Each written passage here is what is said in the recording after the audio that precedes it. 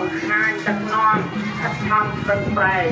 លះបង់ពេលវេលាដ៏មានតម្លៃដើម្បីឲ្យកម្មវិធីសង្ក្រាន្តនៅរាជធានីភ្នំពេញមានភាពបឋមធម្មមានកិត្តិយសគេឈ្មោះបីសពស្ាយពេញប្រទេសហើយពីនោះសូមគុណបុណ្យជាបារមីវត្ថុស័ក្តិសិទ្ធិទេវតាមានឫទ្ធិទាំង8ទិសលោកបើកភ្នែកទឹកវិជាទឹកឲ្យពោសព្សាតកាជ័យសេរីមង្គលវិពលសុខគ្រប់ប្រការ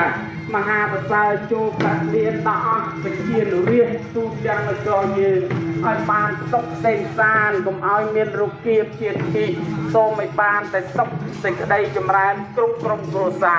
ម្យ៉ាងទៀតបបិទ្ធទេវតាតែព្រះអង្គថថែរក្សានៅភ្នំតូចភ្នំធំនៃគុំជនបទមានជាអាចភ្នំយ៉ាតមាត់ជ្រូកភ្នំងោកបូកគោសំពុកសំបូរសន្ទុកសន្ទូចភ្នំស្រួចភ្នំត្រង់